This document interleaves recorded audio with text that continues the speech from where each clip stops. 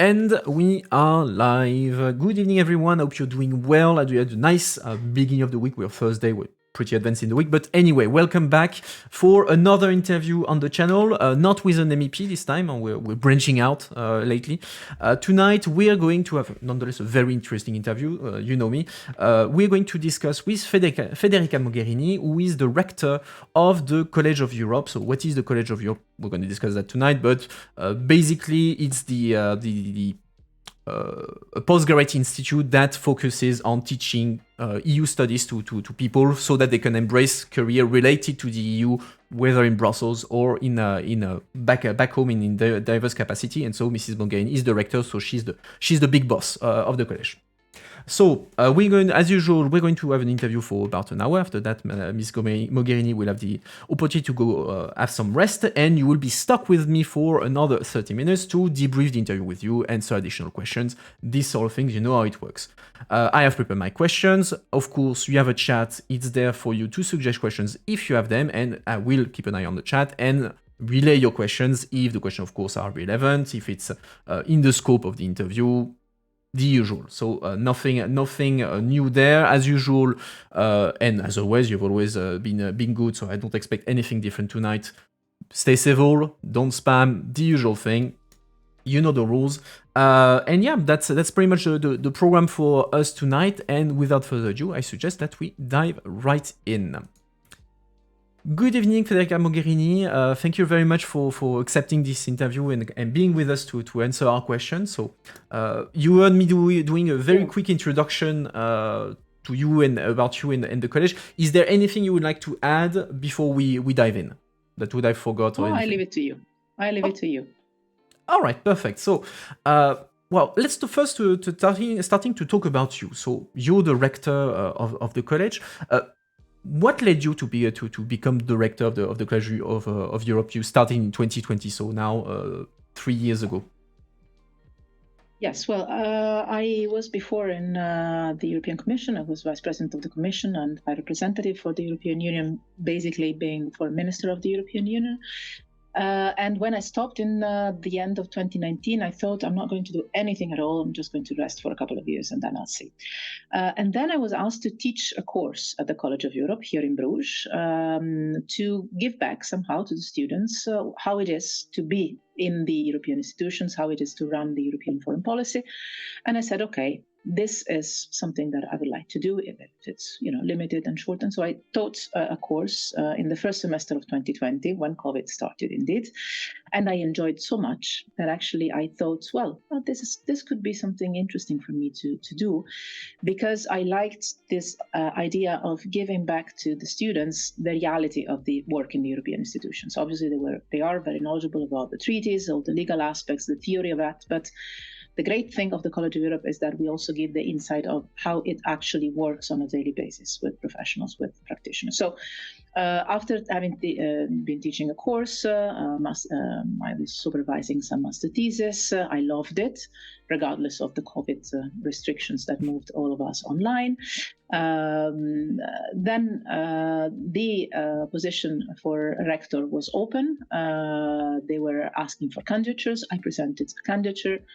I was preselected for an interview. I did the interview online in spring 2020. I was selected, and after having thought a lot about that, I decided that this was something I wanted to do. Making clear one thing, that I'm not an academic, so I would have run the college with my experience, that is a European experience in the institutions, but it's not an academic experience. Apparently this was good enough, and since then, so it's now 3 years, I'm starting my 4th academic year as a rector. I love it, I enjoy it enormously, and it's a different development of my professional life, but I would say one of the best. And like you said, so you used to be vice president of the European Commission, so being its foreign affairs minister. How was the transition from being like a VP of the Commission to suddenly having to lead an educational establishment, bearing in mind that, like you said, you don't have an academic background? So how was this transition? How did this transition go? Taking into consideration that it was also the COVID year. So the transition was in itself very strange and very weird and very sad somehow, in any case. I mean, I could have come from anywhere. It would have been strange and sad anyway, because I started without the possibility actually of being in the office every day, meeting the colleagues. And for those that are following from outside of Belgium, Belgium was quite strict. Telework was compulsory, nothing compared to Italy. But so it was strange, I would say, mainly for this reason, and also the students obviously were facing difficult times, and many people were telling me, how does it feel? You were used to do crisis management before, and now it's in a relaxing position and easy. And actually, it was so much of a COVID crisis management related things that I didn't really feel less stress or less pressure than before, obviously on different scale. I would say that here, first of all, I don't miss anything of my previous life. You call it VIP, but actually at the end of the day, it's great. I loved what I was doing before. But you don't have a life, and your life is public, and you literally don't have 1 second of your day free. Here, it's not that I have a lot of free time, but at least I have a few seconds a day free. Yes, but no, I like enormously this contact I have with students and with and the fact that yes, you have a small team. It's a relatively small institution. The college is not comparable with the commission or with the ministry. But it's a community. It's a place where people work and study and teach here, not only because it's their job, but also because they have a passion or mission somehow. So it feels a community. And you see the impact of what you're doing in immediate terms. So it's a lot of management in my position, but so it's also a lot of management on very basic things like, the residence of the students, if it's okay or not, the food in the canteen, teaching hours, things, opening hours of the library, basic things. Do you teach any class yourself? I do guest lectures. I don't teach class because and I miss it, but simply because first I wouldn't have the time to do what is related to the teaching of a course, which is the exams, the assessment of the papers, the thesis supervision, and all of that. And also because probably it wouldn't be too fair for the students because I would teach only some students and not others. Okay, yeah, makes sense. The rector teaching a class, I think, is not necessarily a good idea. But I do guest lectures in professors' classes. So I would say every couple of weeks I have 1 hour or 2 with one class or another, and almost every week I have events with the students. So, for instance, I don't know, just an example, when Ursula von der Leyen did the State of the Union speech in front of the European Parliament in September, the same evening we organized a sort of little assembly with all students and some professors, looking at what she said, debriefing a bit. So I do this kind of event. Yesterday we had the Prime Minister of Croatia here, Andrej Plenković, giving a lecture and a keynote speech. So every week somehow I am with the students in some kind of events and we have the possibility to interact. And this is something I introduced when I started, I do office hours with the students, meaning that just this afternoon I spent the entire afternoon having individual conversations with the students when they can ask about the career perspectives of the studies or just make suggestions on how to improve the college life. Some of them actually ask me about my previous job and things like that, European Union, how it works. So I don't teach, but I still have a lot of contact with the students and a lot of interaction with them. And the College of Europe is intimately related to the EU, but actually it was created even before the EU was created. So can you maybe explain us a bit the story of how the college came to be, what was its mission, etc.? Yes, the college started in 1949 with a very small group of visionary people after the Congress in The Hague. So the idea of the European movement, the idea of moving forward after the Second World War and bring together the younger generations that were fighting each other literally a few years before, and bring them together to reflect on how to shape the integration of the continent.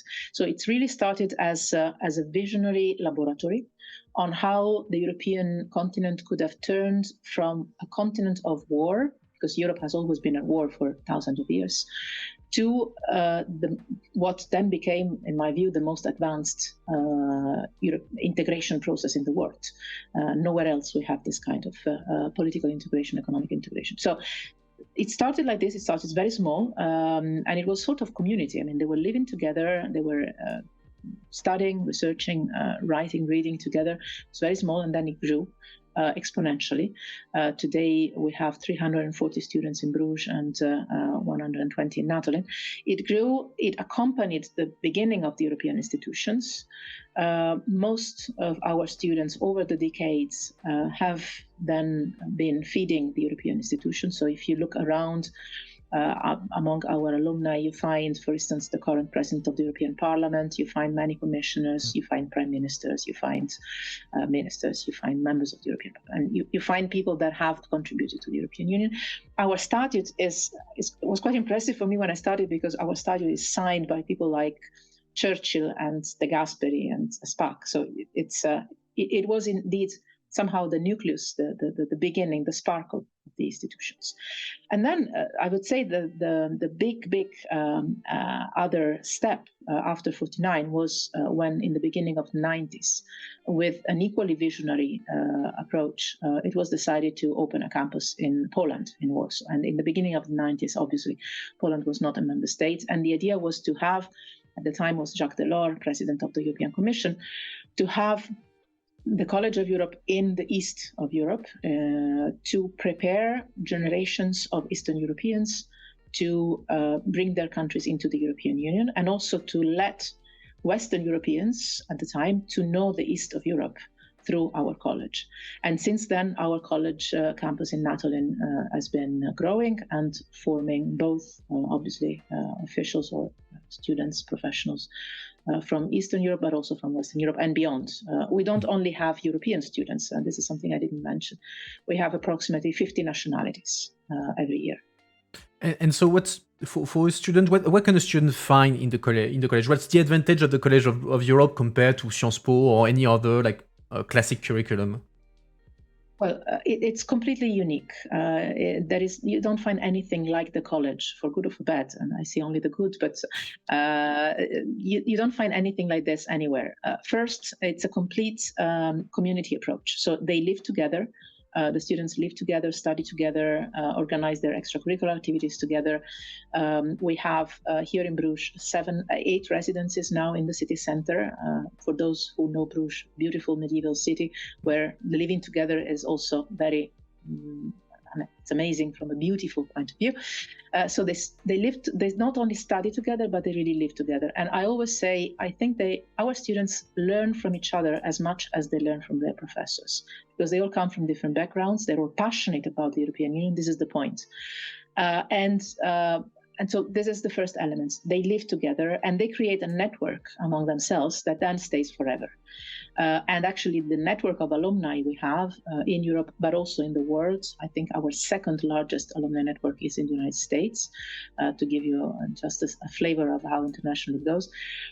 These are contacts that stay with you forever, which means that wherever you're working, if you need something in Brazil or in Japan or in Washington, you probably have someone in the network that you know.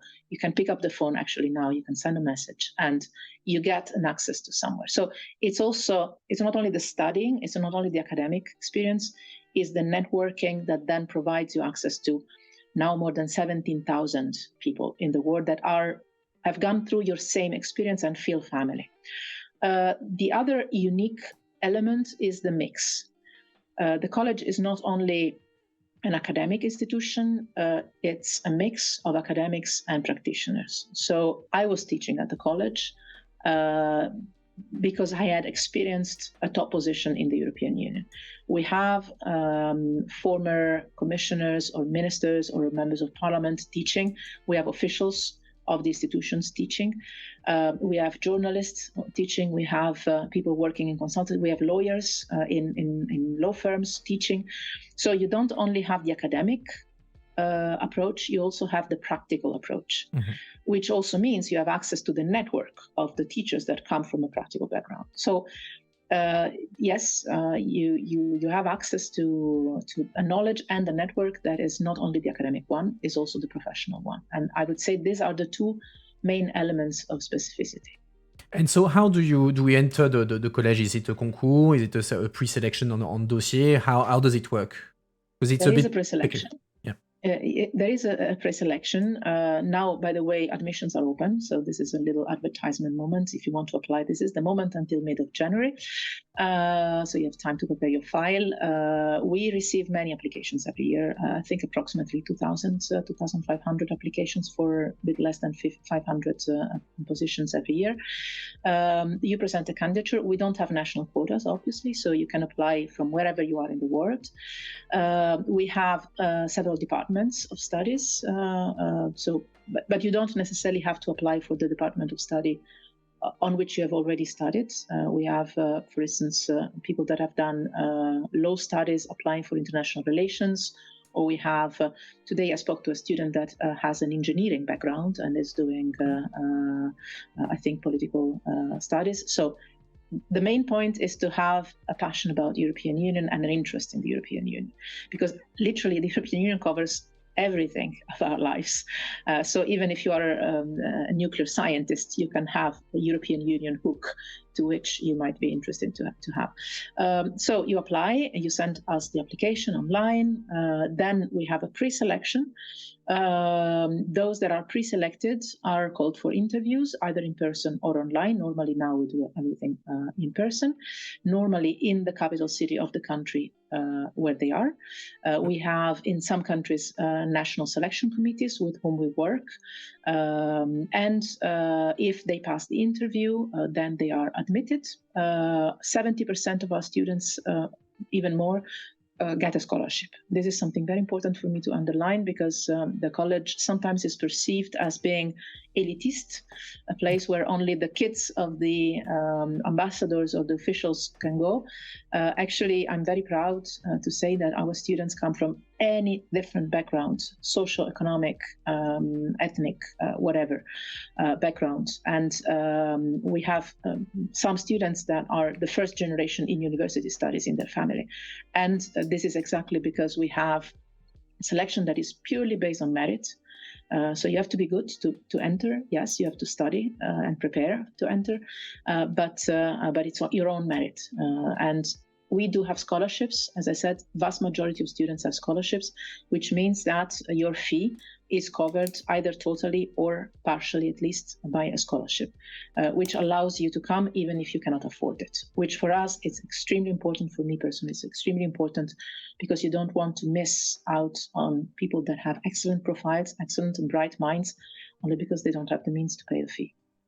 Or even if the college is open to engineers, like you said, like you mentioned, what's the typical profile for a student of the college, in average, let's say? Average, I would say, as I said, 50 nationalities, most of them European Union, the others a mix of European, non-EU, neighborhood, Eastern European countries, North Africa, Middle East, Caucasus, US, Canada, a few Latin Americans, many double nationals, some Asians. So nationality-wise, a mix, but mainly European Union. And the beauty of this is really the plurality of languages and cultures that come together. The typical profile would be someone having done political science, legal studies, law, international relations, diplomacy, European studies before, economics, but also history, social sciences in general. The important thing is really to have a solid university background. It's a master's, it's an advanced master, so it's a master after the master. And to have really a passion and a knowledge about the European Union. We also have a bilingual status, meaning that we work both in English and in French. Those that are not good enough in French, we try to accompany them to reach levels of French that allow them to follow courses and pass exams in French too, because we believe it's an asset to not only speak English but also other languages, and namely French from now, to operate in the European environment, especially if you aim at working in Brussels, which is a Francophone city. Of course. So the typical profile is that, but we don't. Another important point is that we don't have age limits. Majority of our students are around 25, 26, 24, because they come straight from university. the university. But we also have students that come afterwards. We have students that come after already having started to work. They take a sabbatical, they do 1 year, and then they go back. We have officials. We have students that come after another master, after master. We have students that come after a PhD, even more contrary. They come here and then they do a PhD maybe. But we have had students in their late 30s or 40s even. Okay, so I still have a chance to go into college. Absolutely, me too, because I didn't study here. After I finish, I could turn to study. There's a question in the chat. Is there any other schools in Europe, even if the college has something that is very specific, a structure that is very specific, but is there other schools in Europe that provide like a, let's say, a curriculum that is also directed towards very much like European studies, working in Brussels, and that you feel a bit the competition, so to say, even if like competition in the field of academic is not really a thing. No, not really, I have to say, because the curriculum we offer is quite unique. There is no other institute in Europe. I mean, there are many centers for European studies in Europe, everywhere, inside the European Union, outside of the European Union. There's plenty of them. But here, it's the only place where you get, first of all, as I said, the access to the people that work in the institutions on a daily basis. Also, thanks to the proximity to Brussels. I mean, we're 1 hour away from Brussels, so it's easy. But I would say this is the only place where everything we do is related to the work of the European Union. So, for instance, you have centers for European studies in other places, in other universities, and they mainly focus on, for instance, political studies or law. You don't have, I think, for instance, anywhere in Europe or in the world, for instance, a department like we have on international relations and diplomacy that is uniquely focused on the European Union external action. So everything we do on international relations is what the European Union does in foreign policy and security policy. Normally, you have either the European studies or international relations. Here, everything we do, economics, international relations, whatever, even general studies, anthropology, even we have some courses of philosophy and things, everything is related only to the European Union. So if you really want an immersive experience on nothing but the European Union, this is the only place that offers that. Another question from the chat, like since you mentioned that it's important for you to ensure that there is scholarship so that people from different backgrounds can come, do you have like statistics on like what share of the students are from low-income families, or are first generation, come from rural areas, these sort of things, or not? We don't have statistics, also because there are sensitivities that are different in different countries. In some countries, it is perfectly normal. In some member states in particular, it's perfectly normal to have this kind of statistics. In some other countries, you don't really go on the socioeconomic background of the students, or even more specifically on the ethnic background of the students, because they're only considered citizens. So just to define the methodology of this, of these numbers would be on a European scale quite complicated, but we're working on that. What I'm very proud of is that this year we launched a diversity scholarship scheme. I think that this year is the year where we have the more diverse background of students when it comes to ethnic background. Out of our student representatives, I think that half of them come from minority backgrounds, which is the first time that happens in the college. It's very good sign, I think. And we launched this year this diversity scholarship scheme so that we select students that come from diversity or minority backgrounds, and we allocate them a scholarship regardless of the national scholarships that they might have. So that is handled directly from us to incentivize students with a diversity of background and allow them to come to the college, even if mean, even in case they don't get the national scholarship. So and that could happen in case, for instance, you have refugees. You might have a refugee that applies and might not be selected for a scholarship from the country where he is or she is hosted. And in this way, we manage to target specific cases too. For instance, do you have like this year, for instance, Ukrainian students, whether in Bruges or Natoline? We always have Ukrainian students, yes, both in Bruges and in Natoline, yes. Okay. And like since I'm talking about Ukraine, with the beginning of the war in Ukraine, like, has there been like any necessity to organize specifically something for them because of the war back home, or for them it has been business as usual, let's say, in terms of a study? Nothing has been business as usual. It has been very painful also because the war started during the academic year, obviously, so we were here together. We have not only students, but we also have assistants, academic assistants, so faculty staff that are Ukrainian. In that promotion, we also had a Russian student, and obviously the first thing we did was to gather all the students and staff together and discuss about what was happening, and also try to develop a sense of solidarity among the student body and with the college. Obviously, we supported them, we supported their families. Some of them who had partners, for instance, or wives or husbands. In the case of the husbands that were not... they will not be allowed to leave the country, yeah. But for instance, we had some of them hosted here in Bruges or in Natoline, so we opened our residences also to relatives and families, partners of our students that had no other place to go, and even after the students finished, they could stay with us.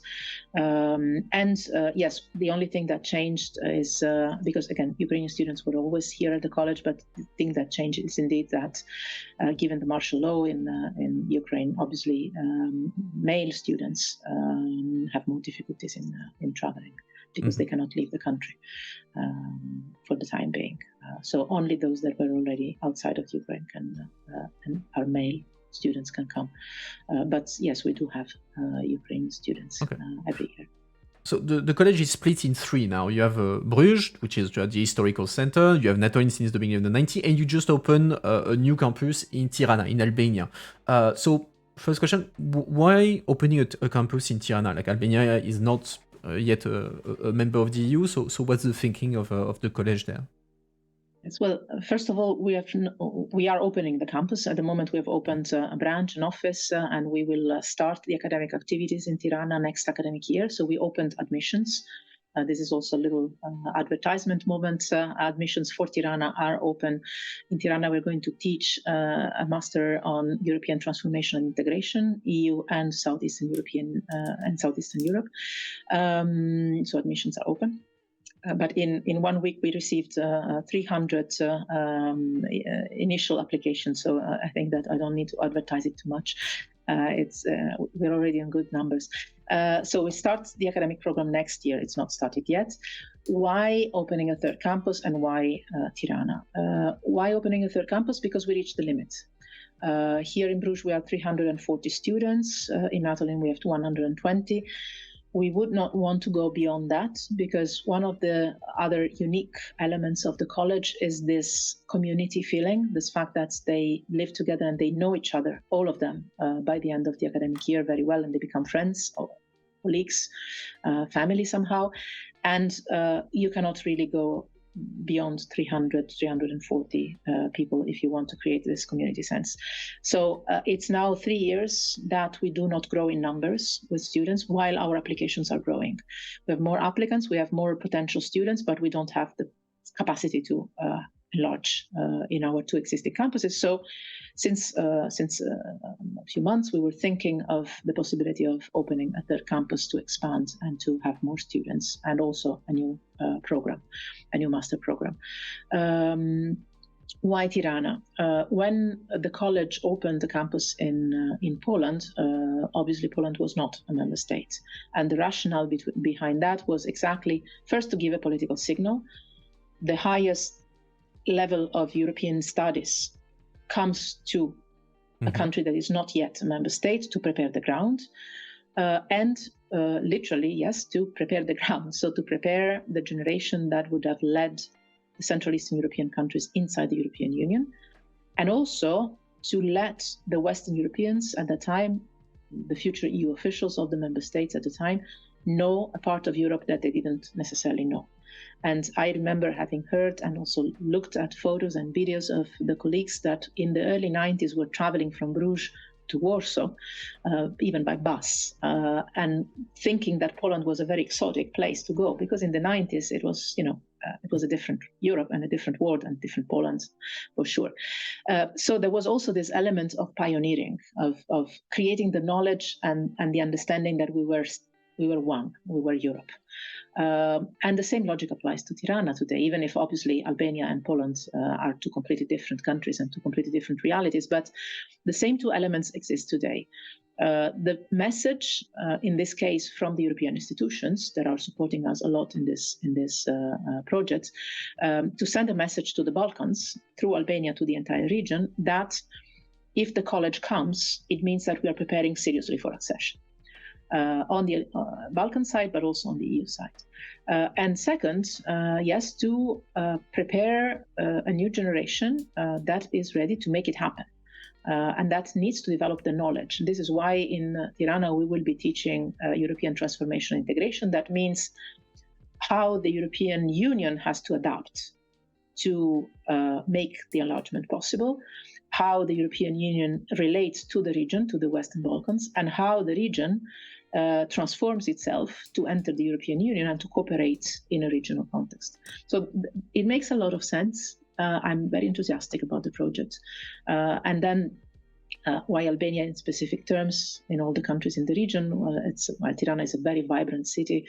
It's an amazing place, especially for young people, developing a lot of good connections, flights, which is important, including cheap flights, which for young people is good. And also, Albania is a country that has no open issues with any of the bordering countries, and is a place where everybody should feel comfortable and welcome to go without major issues. I think it's going to be a very exciting environment to be. A question from the chat on the curriculum of the college, because as you mentioned a bit earlier, the college initially was something that was very much inspired by the European movement, so what became later on the federalist basically movement in the EU. Is the curriculum of the college still inspired by the European movement, or is it let's say, do you have to be a federalist, let's say, to join the college, or like we're okay, a very classic academic kind of study? Neither of the two. I mean, you don't have the classic academic curriculum here because, as I mentioned, you have the hands-on approach. You have the behind the scenes, you have the practice. So you have the how does it work in real terms. You have simulation, for instance. One of the things I love the most here at the college is that we do simulation games of 1 week where our students play, for instance, a trialogue with the Parliament or a Foreign Affairs Council and all the different steps. So you really get to understand how things are done. So it's not a classical academic curriculum, but you don't need to be a federalist, and our curriculum covers a variety of viewpoints. And actually, I think we have had some students in the recent years that have expressed high levels of skepticism towards either the European integration as such or the European integration as it happens, and are very critical on some policies or some mechanisms or practices. The key point here is to literally expose the students and involve the students to a variety of inputs. You can easily, and this is also something unique of the college, we don't have what you would call an editorial line. We're not trying to convince you of something. Actually, it can happen very often that you hear opposite views in one class and the other, because we challenge your knowledge, we challenge your capacity to read the knowledge you have and to somehow challenge it yourself. So we have professors that come from very different backgrounds, with very different opinions, with very different academic experience, different nationalities, and there is total academic freedom. So what stays is this element of, yes, that I underline often, that still in our statutes, our mission is to contribute to the integration of Europe. How do you do it is perfectly open. You can also argue that the European Union is a very bad idea and you should destroy it completely and do something completely different, or just drop it at all. I would say that we would hardly find our students arguing for that, but it can be. I mean, totally freedom. And this is the beauty. It's really a challenging intellectual environment. So you will hear theories and ideas that you would not hear in the mainstream on very solid basis, sometimes legal basis. But we encourage very much the critical thinking. Also because personally, I think that developing the critical thinking is the best way to have a good integration process of the Union. If you don't see what is not going well, you don't have the means to improve. I have another question from the chat from someone who likely is interested in the college, who is asking whether having a EU-related volunteer experience like European Solidarity Corps or this kind of thing is considered an asset in the selection process. Sure, it's an asset if you're selected, because you will be living then in an environment where the academic activities are only one part of what happens, and a lot of what happens is the extracurricular activities. Our students set up societies, for instance, on themes or topics. But I mean, in the admission process in itself, is it something that would catch the eye of someone in the admission? We tend to value everything that signals a deep interest in the European Union. Okay. Yes. But at the end of the day, what counts is also the academic curriculum. Of course. It's still an academic institution.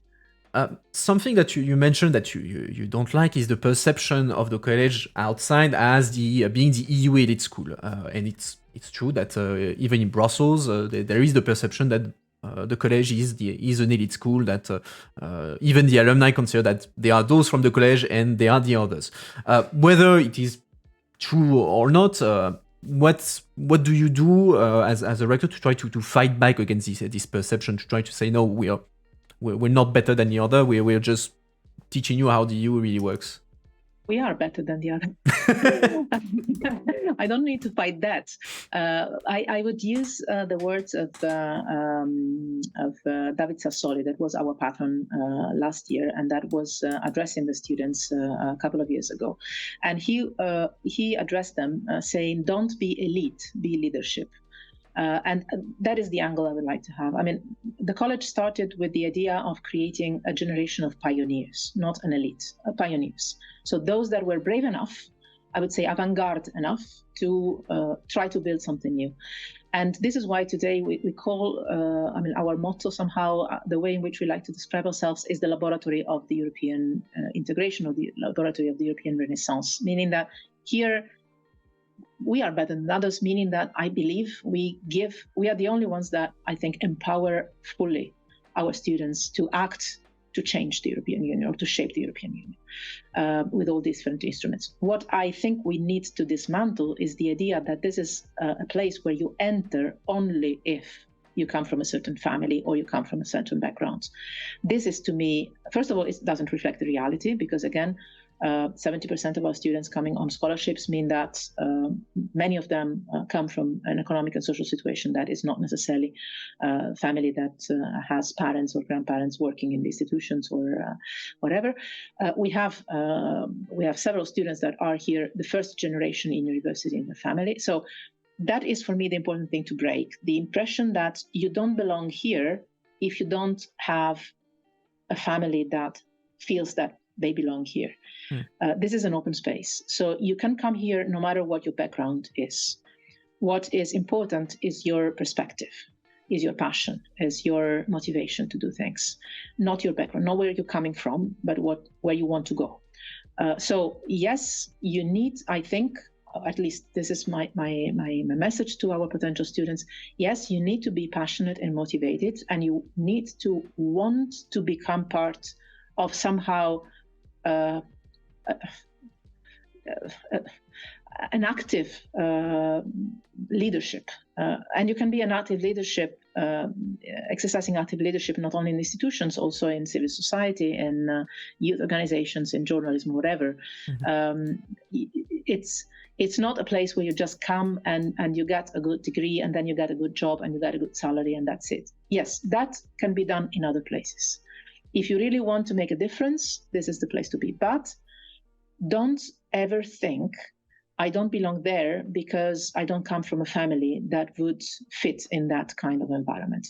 It's not a place where only, or actually where by majority, it's kids of officials or ambassadors. That is the image that the college has had for many years.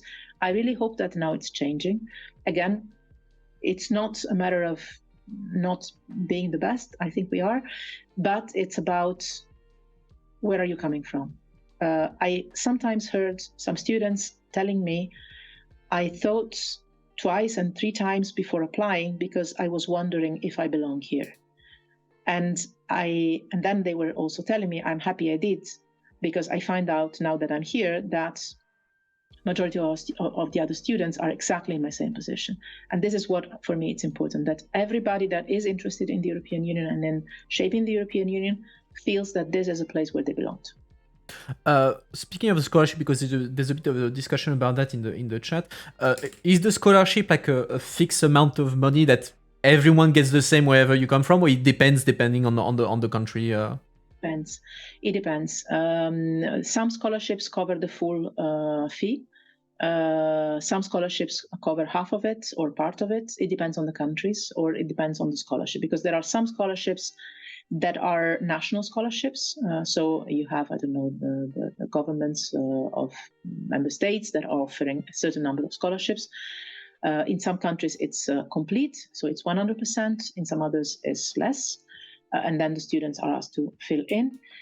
Then there are other scholarships that are given by sponsors. And in that case also, you can have full scholarships or partial scholarships. So it varies, it differs. So if I understand, and there are scholarships for both for Bruges, for Natolin, and there will be scholarships for Tirana too. So if I understand well, the scholarship will be determined to an extent by the member state. Like it will be I imagine the Ministry of Foreign Affairs will decide, okay, the scholarship for potential students will be that much, but then another government could decide something completely different. It's already like that, yes. In general terms, it's either it's between 50 and 100%. No. Okay. And does the college have a say in it, or you depend completely of the will of the member state on that? We have a say on the scholarships we give. For instance, the diversity scholarship covers everything, obviously, and this is something that is completely in our hands. But the allocation of scholarships in the hands of the sponsors of the scholarships. So member states, not only member states, also countries that are not member states have scholarship schemes. Okay. So, for instance, the UK or Switzerland or Turkey have scholarship schemes. You mentioned that there's also scholarships given by sponsors, and the college also to help finance its activities relies sometimes on external sponsors. So there was, like, for instance, I read that there was a professorship that was on digital policy that was funded by Google. You had some work that was funded by other sponsors. Does the implication of private companies or other external sponsors not have an impact on the study in itself, but is it considered as not problematic, given that in the end you're forming who will be the next decision maker? So the fact that the company decides to give a scholarship to access the college, is it not something that can be a bit risky to handle at some point?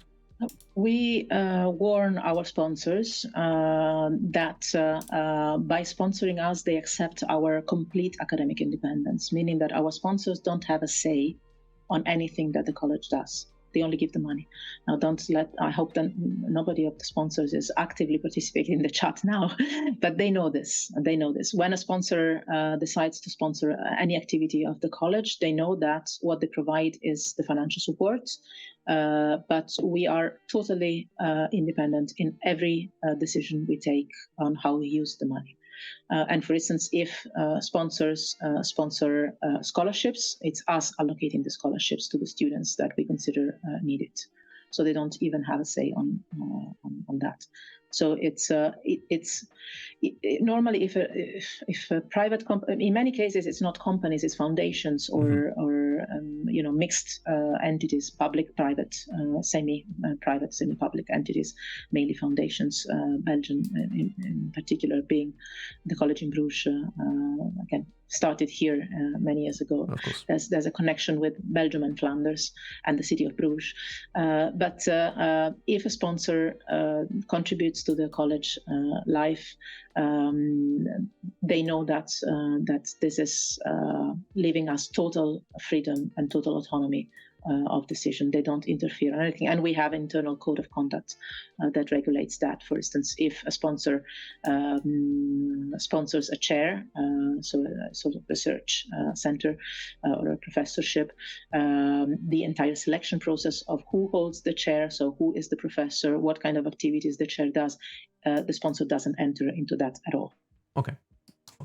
I forgot to mention something on the new things that the college is doing. Is you've just launched last year a diplomatic academy. So, what is a diplomatic academy? This is a project that is very close to my heart. I just wonder why I didn't think of it when I was High Representative. I'm happy that now I can catch up. Actually, it started with the European Parliament. The European Parliament, one member of the European Parliament, Nacho Sanchez Amor, proposed this as a pilot project to have a diplomatic academy, a European diplomatic academy, to basically train national young diplomats. So young diplomats from the member states on the European Union foreign policy and the instruments of the EU foreign policy. And so there was a tender. We competed with many others. We won. I was very proud of that. And since September 22, so it's now we are in the second year, we are training these young diplomats. So last year we had a group of 40 young diplomats that stayed with us for 10 months. This year we have two groups, 20 each, for one semester each. So now we have 20 diplomats from member states, and then in February we'll have the second group. And we basically give them the instruments to operate in the European Union diplomatic environment, which is something that on a national level you don't really get. Because if you are a national diplomat, you are trained to represent your country, and you're trained to be, yes, a national diplomat. And in case you're trained on the European Union, what you get is the knowledge of how to represent your own country in the European Union, but not how to represent the European Union outside, or how to form the consensus within the European Union. So it's a completely different job. And so we're giving them very intensive courses. It's 30 hours per week for 5 months, plus an internship in the External Action Service of 1 month, to get familiar with what it means to do foreign policy at the European Union level. I'm very enthusiastic about this project. You already mentioned in the work of the college to be modern, to tackle the let's say the modern issue, the fact that you have to be open to various horizons, whether in nationality, whether in economic background, etc., etc. Is there anything else, that any policy that the college has launched in a way to modernize, let's say modernize in between? Oh yes, in air quotes. No, modernize even without. Because the college is, as I said, an institution that has a long and prestigious history, but I think there is a lot to be done to modernize the way in which we work. I have to admit, the pandemic helped, I think, speeding up the process, for instance, on digitalization. Where before that, the college was still quite reluctant to go in that direction. Now we are introducing some steps, and we hope to digitalize even more. Not the classes, because we will keep, and we do keep, all the teaching activities in person, exactly because being a small community where there is an added value in the network you build, it's important for the students to get to know the professor, to meet the professor, and for the professors to have an interaction with the class. So For instance, our classes, or in the first semester, they're big, but in the second semester, our classes are around maximum 20, 25 students, which means that really being in the same classroom and interacting together is very important. So first is digitalization, but not in terms of turning digital on lectures and classes. On that, no. The other very important, as I mentioned, the other side that, again, I already covered, I think, is the work on diversity and inclusion, where we are improving definitely enormously the work. Together with that, we have started since 2 years a major reform on student welfare.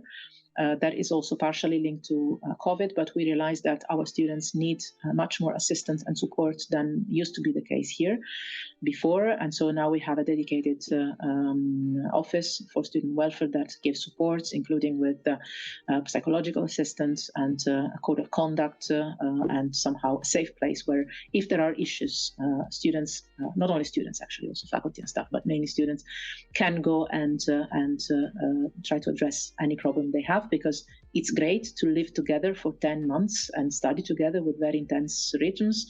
But it's also important that if there are any issues that arise during these 10 months, there is a place where the student can speak about that and solve them in a safe way. So we are investing a lot on student welfare, including on mental health.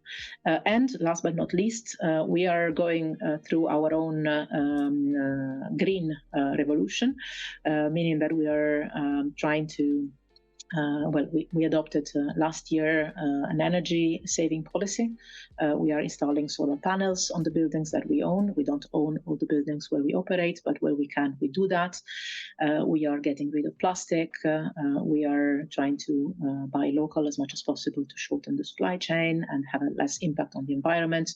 Yes, we are also with the support of the students. One of the most active students' societies and the college is always the environmental society. And so last year we did this campaign together with them. So they gave us ideas on how to improve the green agenda of the college. And I was happy to implement that. One thing that was really, I think, nice from their side, they started an energy saving competition among residences. So we measured the energy consumption of the residences, and at the end of the year, they declared who was winning in energy saving in their own residences, things like that. We're trying to improve also on that to contribute to what we believe is one of the most challenging elements of our life. And also, your mandate as rector lasts until 2025, if I'm not mistaken. Yes. What is the thing that you're most proud of, like in the 3 years that you're now 4th years that you're starting as rector? What is the one thing you say, okay, I've done that, and that's my hallmark so far as rector? I hope I can stay for a second mandate. So I hope that I will have other things to be proud of in the next 7 years, because namely the European Diplomatic Academy and the campus in Tirana are projects that start now but will need some time to consolidate. And for sure, at the end of my mandate, these two things, if well established and running, will be my legacy, I would say, or my thing to be proud of. As of today, the thing I'm most proud of is the fact that students are happy. I know that it can sound very basic, but at the end of the day, it's very important. Yes. As a measurement, that being it in the course of the year or at the end of the year or even after they finish their studies here, because then we stay in touch. We organize alumni reunion, so I see them afterwards. They tell me, and they don't have any reason to tell me otherwise, because I'm not a professor. I'm not giving them marks, and I mean, they can complain with me.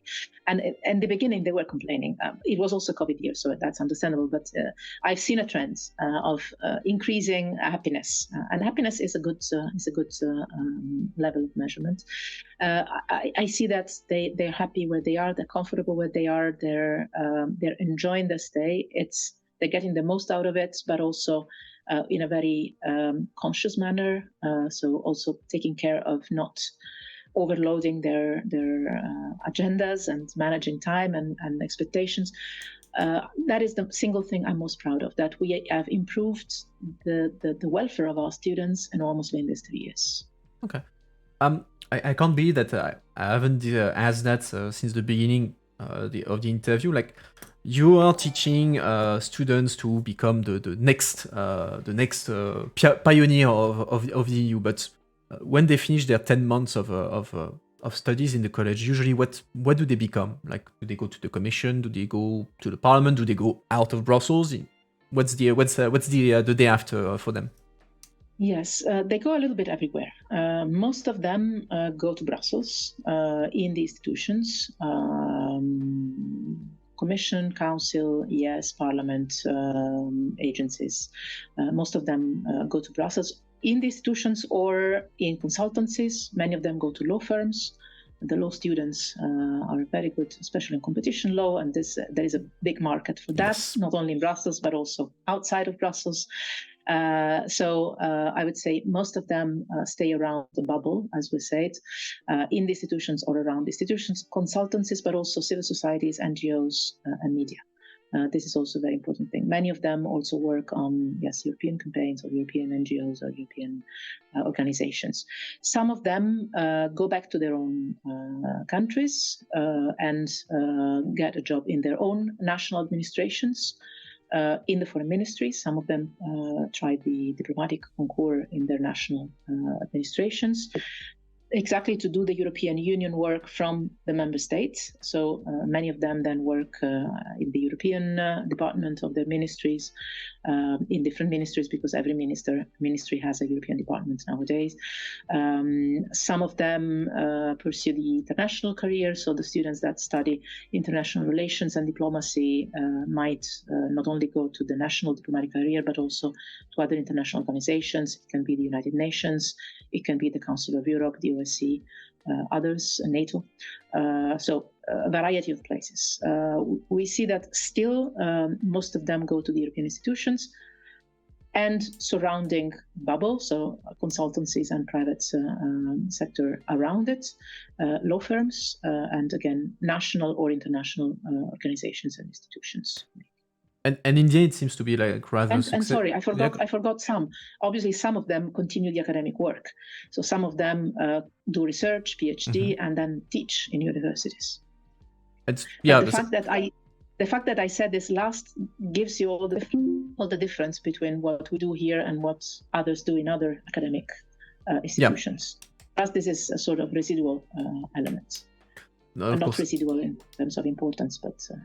And that actually allowed you to have like a lot of success. As you mentioned, like 17,000 alumni of the college, and you have quite prestigious people in your alumni. Minister Clément Beaune, Nick Clegg, Alexander Stubb, Prime Minister, Margrethe Schinas, Commissioner, Roberta Metsola, President of the Parliament. So that's a lot of big names in your alumni. And is that something that the college leverage afterwards, like in the sense that not only you invite them to do guest lecture, etc., but does that give you openings to get, I don't know, internship in the commission, internship in foreign ministers?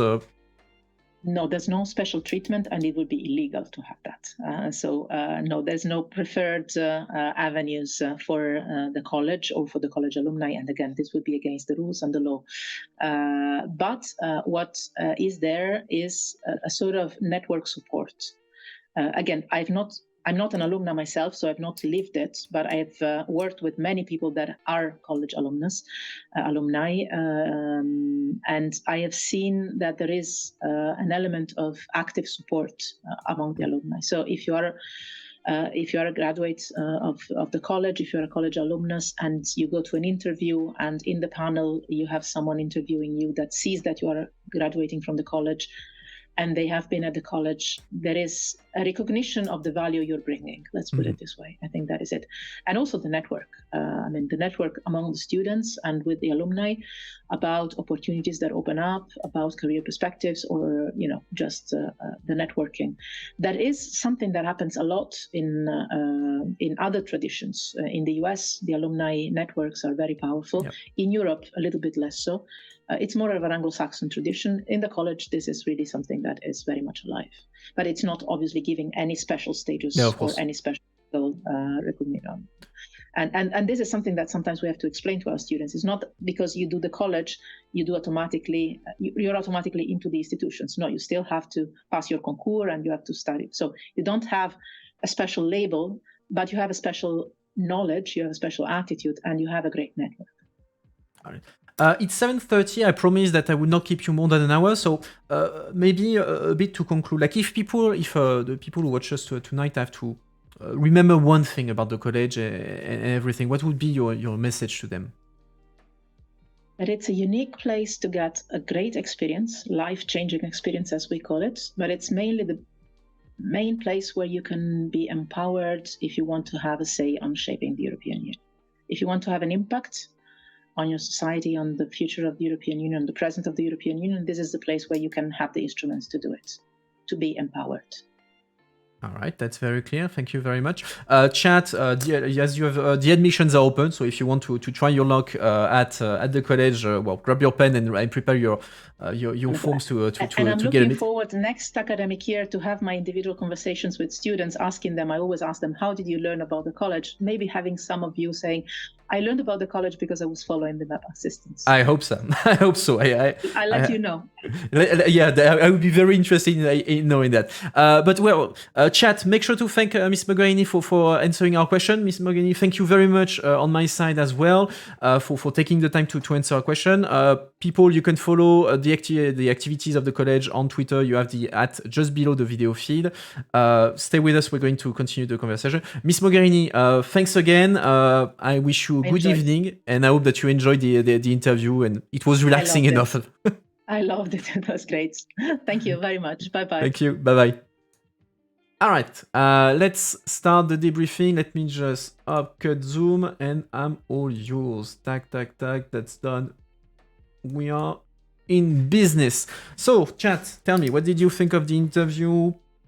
While I take my traditional notebook to get around the various topics. I'm quite happy to have been able to do this interview. It's been a while since I've been thinking, I'd like to have someone from the college to come to make an interview. I haven't done the college myself. I'm oddly enough, I'm not a very typical EU profile. I haven't done the college. I haven't done Sciences Po. I haven't done the Grandes Écoles in France. I'm just a law student, and I could relate to some of the stories she was saying. What she said, she said, I have a student who said, I hesitated to apply because I didn't feel like it was my place to be in the college. I had a similar experience when joining the parliament, because for a long time, sorry, I'm going on the segue there, away from the college, but for a long time, at least in France, the jobs of parliamentary assistants, MEP assistants, or any kind of assistants for politicians were a bit like reserved, without being actually reserved, but like you more or less had to do the Grandes Écoles like Sciences Po to be able to do these jobs. And when I first initially I said, but I haven't done Sciences Po, I will never get past the admission to become an MEP assistant. And after a while, I had a schoolmate, a classmate who applied and managed to get an interview. So I said, I'm not any more stupid than he is, so I should try my luck. And well, I was right, because in the end I got the internship. And then 10 years later, here I am on Twitch talking about the Eurobubble and how it works in reality. So good on me for not having done Sciences Po and trying my luck. But all that to say that I was happy to have the college here tonight, because indeed it's a very well-known brand, let's say, in Brussels. The alumni are a very close-knit community, definitely, and they do have the reputation of being like you have the aspect of the EU elite school, in the sense that families of civil servants will send their kids to the college if they want to do something in EU policies, but also elitist in the mindset that I have seen quite some time with the in Brussels, where sometimes you can see assistants who've done the college and think that because they've done the college, they are better than you. Let me tell you that I wiped the floor of a shadow meeting with more than one college alumni who thought he was better than me. He or she was better than me. But yeah, there's definitely something. It's definitely a perception that exists in Brussels. And fun story. I think it was like before summer. Yeah, before summer, I made a meme about the college. Like the fact that they have this mindset of being the elite. And I made a meme about that. And funny enough, I have no idea. Jimmy had no idea it was the case. I published the meme right on the final day of the college, like where they were doing like the final speech. It was the final day of the academic year, and so Federica Mogherini was giving a speech to the students about like this final day of their academic year, and they referenced my meme saying, oh, okay, apparently there's a meme going around saying that we are elitist. Well, maybe we're not elitist, but we do try to make things better. So inadvertently, I had one of my memes being quoted by Federica Mogherini in her speech to close the academic year. I was told that. I thought that it was pretty funny, even if I genuinely had no clue that it was the end of the academic year that day. Let's see. Problem with this assistant proposition is often that there is little transparency when assigning them to candidates. That's true. Criteria should be more objective and each candidate should be assessed a bit like the college. I mean, again, the proposal to work as MEP assistant, it's like job application. It's true that in many cases you have it's a closed process in the sense that people say, okay, I will send the ad to my network back in my former university. You will ask some people around, how do you know someone who would like to become an assistant or would be good for an internship, this sort of thing. But there, it's not necessarily. It's a bit the case, but not fully the case because I've done it as well. It's not a case necessarily of saying, "Oh, I will prevent people from." I don't want people who didn't do this school from applying. It's more of a. In many cases, it's a practical issue in the sense that when you're when you're an assistant, you're getting you want to have an intern or you're looking for a new colleague. You don't want to drown in 200 applications because you have other things to do. So you prefer to have something very targeted, so that you have like fewer applications that you're sure that they can be pretty solid. Because otherwise, I have done that. Like when you do very open proposal, you literally get hundreds of applications, and it's a pain in the ass to get through it. But even if I agree that you should be as open as possible, but like for instance in my case, you can also send spontaneous applications. When I applied when I got my internship, I sent a spontaneous application and said, "Oh yeah, cool, we're looking for an intern, so come do the meetings and all that." And in the end, it looked good for me. You didn't expect her to name Sciences Po as a competitor. You did expect her to name it. So again, she is right in saying that the college is a bit unique because it's like half, if I'm not mistaken, like about half of the classes are given by professionals, so people who work in the who actually work in the institution and all that. Is very much focused on how things work in reality. While classic, let's say, curriculum, it's more about the theory. You will still have some professionals coming, but it's not as let's say boots on the ground kind of approach. But nonetheless, even if like Sciences Po is not exactly an equivalent of the college, in the big names of the school that feed the institution and all that, Sciences Po is there. Like in the top, let's say, schools that feed the bubble in terms of people, you will find the college, you will find Sciences Po in France, you will find well, maybe less now, but you had LSE in the UK, King's College in the UK. Where else did you have? Belgium one. UL. Is it ULB? I think it will be that. So you still have like a limited number of schools. Will be, thank you. Limited number of schools that university that feed a lot of people in the bubble because they have dedicated curriculum to the EU. But still, it's a bit different than what the college does. It's a tiny bit different. And by the way, I forgot to mention. Thanks for Black Owl for the Prime. It was during the interview, so I couldn't react. But thanks for the Prime. You missed the start of the interview. No.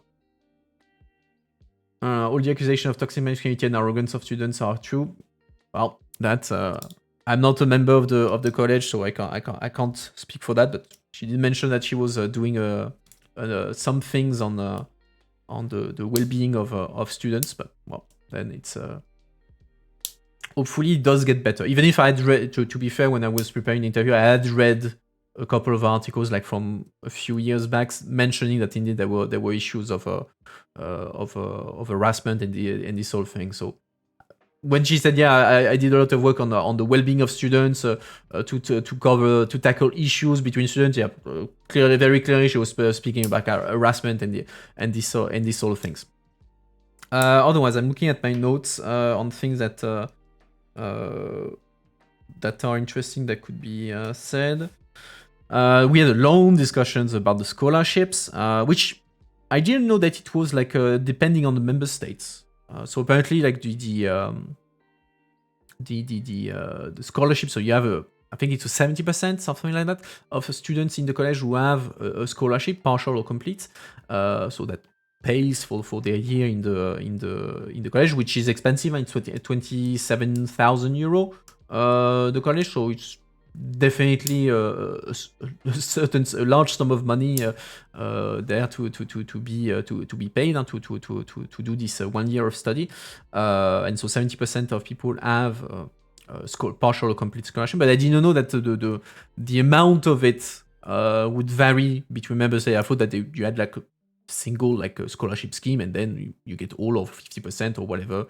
But yeah, it depends of the country that you're in. So in there, it can be a bit depending on where you come from. You depend a bit of the luck of if your government is attributing a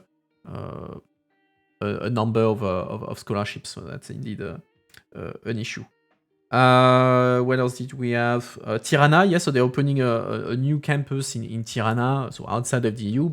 And that I didn't know that initially. The Natoline campus, because there are 3 campuses in Bruges, which is the historical one, Natoline in Poland, and now Tirana. And the Natoline one was opened before the entry of Poland in the EU, which I didn't know. So then that creates a bit of a pattern that indeed the college trying to go beyond the border of the EU to say, okay, well. The EU at some point will likely go east, so we should have a campus east so that we teach people in the east about Europe and also bring people of Western Europe to Eastern Europe to learn more about it. And in Tirana, it's going to be the same, but for the Balkan, I imagine. So it's interesting a bit the willingness, like to. I mean, she used a lot the word pioneer, which in that sense is very correct, because they say, okay, we're going to be pioneers, we're going to open a school about the EU in countries that are not yet members of the EU. So in there, they're actual pioneer. That's very much true. What else did I have on my notes? Learning how the EU actually works. So having professionals come and go as professors to like. Basically, like for instance, I'm not a visiting professor in the college, but like you could say, okay, you need a lobbyist to explain how it works. They would say, okay, Quentin, come explain to students for X hours what is the job of a lobbyist, and then I go and say, okay, this is how you do it in concrete. It's beyond the purely theoretical thing. She mentioned that they were doing like simulations of trilogues, which could be fun if it's done very well, and people might end up hating each other by the end of the trilogue if it's done realistically. Scholarship depends on the country because in the end they are the ones funding the college. The scholarship should also be reviewed because they pay 27k to a person to help him make progress in life, but then the social impact is very limiting, only good for his future career and earning.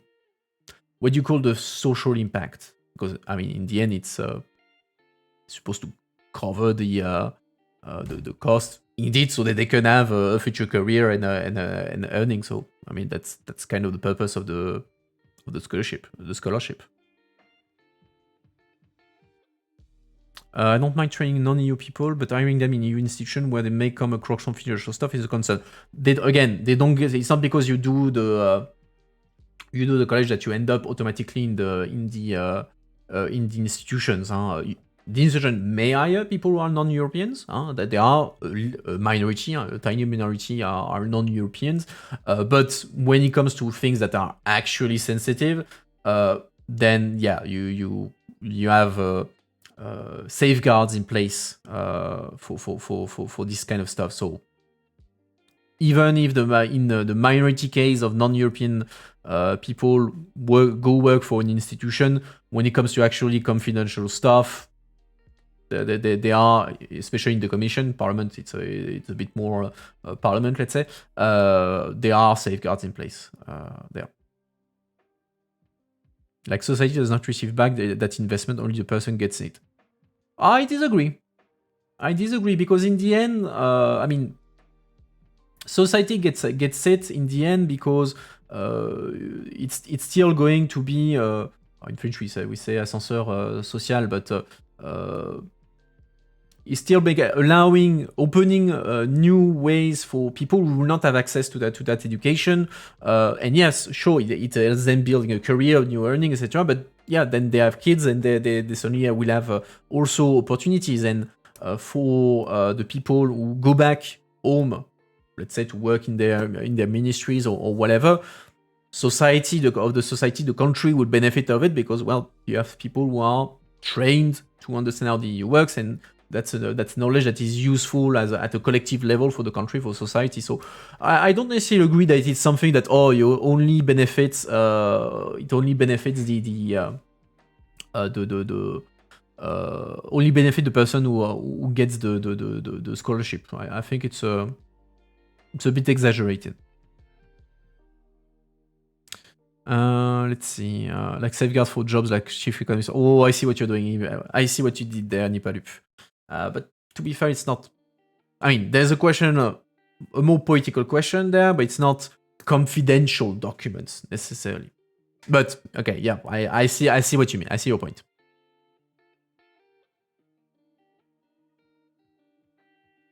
The benefit of scholarship are hard to measure. I think in general, the long term they almost always pay off, not just the recipient. Yeah, I think it's also an exaggeration to say the scholarship only benefits, like nobody else benefits from the scholarship. Like, yeah, it's a bit more than that.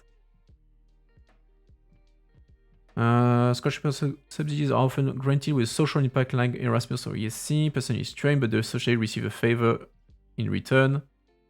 Maybe 27k when you have similar training in your home university for 1k, for instance. I know. Then, I mean, the question is, do you actually have something similar in the university? Having done the university myself, I'm not sure. Like, I can tell you, the thing I got were not similar to what the college likely has. We are far less professionals telling us how things work. I mean, there, in fairness, I can say that probably someone who gets out of the college compared to me when I got out of university and arrived in Brussels, the guy coming out of the college knew much more about how things really work in reality compared to me. Like, I arrived in Brussels, I had no idea what a trilogue was. No idea. I never even heard the word trilogue in my life before coming to Brussels. I literally learned trilogue existence. What my boss says, we're going to go to a trilogue. You know what trilogue is? Yeah, I know. And then I googled it quickly. What the fuck is a trilogue? Then I learned the hard way and the fun way what is a trilogue. But yeah, there is some benefit there.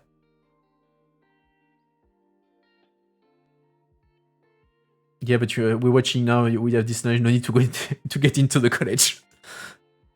Andros, you're looking for competition of the college. You just met the competition. College, I'm coming for you. I'm gonna take admission. Well, actually, that could be a good way to monetize the channel. Barring the Prime, I say actually, if you want to watch the channel, you have to be paying something to benefit from my wisdom, my infinite wisdom on the EU. That's a good business plan. I don't see anything going wrong. There. All right. Otherwise, what did I have? I think we covered most of it. The alumni, the college of a pre-U. Yeah. Yeah, no, I think we covered the main thing. So, on your side, is there anything that it's a bit annoying because in my interface I have like a pop-up that I can't get rid of. That's very much annoying. Oh yes, I can get rid of. Okay, I'm gonna put it elsewhere. Go away thing. Hopla. For literally 40 minutes, I had like a pop-up in the middle of the chat. It was super annoying, so I had to look on the secondary screen to see what you were saying. I finally found the way to get rid of it. Am I following Yuko? No, I have other things to do tonight. I leave the following the European Council to the journalist. That's their burden, and I will read the articles tomorrow. I've done my duty for tonight. That's for sure. Is there anything that I missed in the chat? No, I think I covered pretty much everything that was discussed in the chat. But yeah, I mean, otherwise it was a good interview. It was a good interview. I like it. We can follow Yuko off. You can connect to the live feeds of Politico, of Active, of various thing. No, there's not. No, I'm not live streaming the Yuko. No, I'm not live streaming the Yuko. But you have a number of live feeds by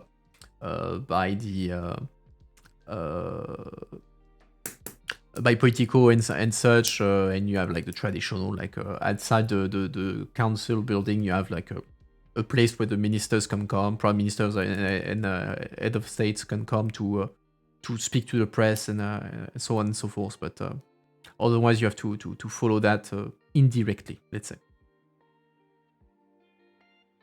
Looks like an intense one this time due to the conflict going. Oh, to be fair, it's rare that a Yuko is not intense. By definition, they are always intense. But I agree that this one will be particularly tense because they will keep discussing the conflict in Israel. They will have to continue they will continue to discuss what's happening in Ukraine. They will have a discussion on the budget. So now it's gonna be fun times for everyone involved in Yuko. That is for sure. And I don't particularly envy the journalists who are waiting for well, I don't know how long they will wait tonight, because sometimes they finish at 2:00 in the morning. I don't know if it's gonna be that long tonight, but still, it's not fun to follow the Yukos. I'm much rather read the articles the next morning. Yusuf Itso just stopped sending money to Ukraine. Money or weapons? I saw that indeed he had signed a decree stopping the sending stuff to Ukraine, but I don't know if it was funding or weapons.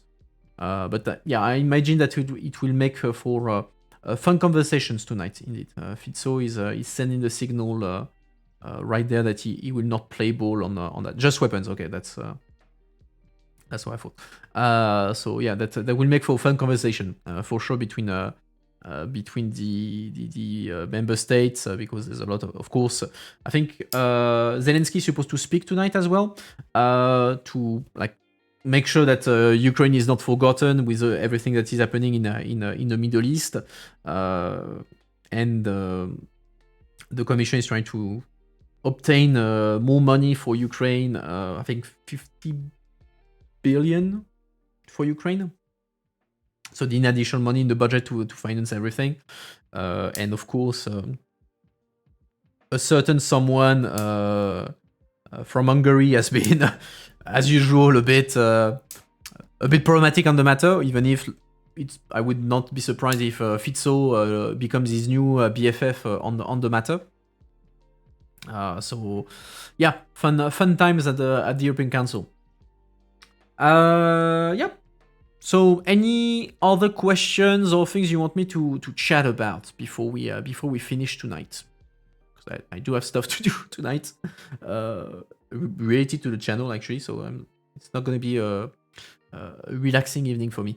Otherwise, well, I will do my conclusion. You have a meme ID? I like meme IDs. Do send them to me through Discord. I think your best bet for direct news on Yuko is the... your best bet, yeah, the EBS. Yeah, the EBS is indeed probably having.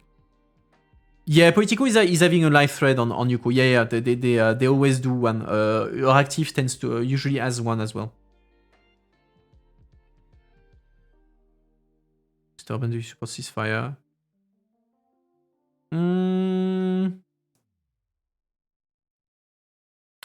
I don't know how Hungary is positioned on the ceasefire question in Israel. I haven't read much on how he positioned himself on the conflict.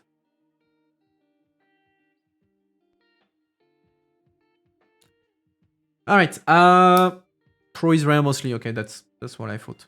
Okay. All right, so let me do my conclusion. So I hope that you enjoyed tonight. If it's not already the case, do follow the channel. If you have a Prime lying around, toss a coin to your streamer. That's always appreciated for sure.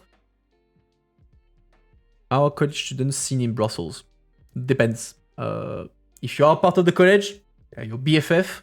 If you're not part of the college, people can be seen as they are the arrogant guys from Bruges. And again, sometimes they are indeed arrogant. Like I said, I did wipe the floor more than once with a college alumni who thought he was better than me. But yeah, I think there's. I mean, for you're visibly French, so I think you will get the reference.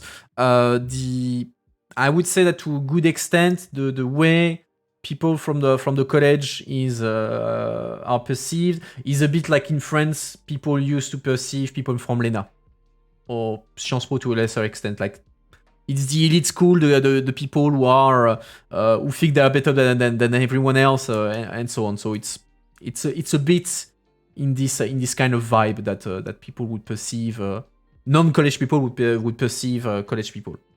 Particularly with all the thing with the alumni network, because I mean, indeed, you have a lot of former college students in Brussels, and it's true that if they see College of Bruges on the CV of someone, well, they will be more positive toward a student than others. So yeah, there's a bit of suspicions around that. All right, like I said, I hope that you enjoyed.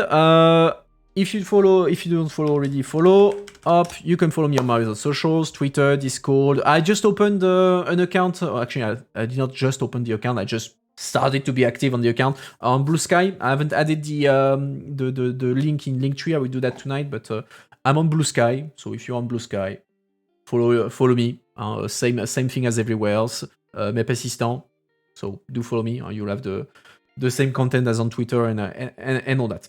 And yeah, on this note, I wish you all a very good evening, and I will see you next time, Sunday in French for the Eurobubble therapy, and otherwise next week, and you will have the program on Monday on Twitter and Discord as usual.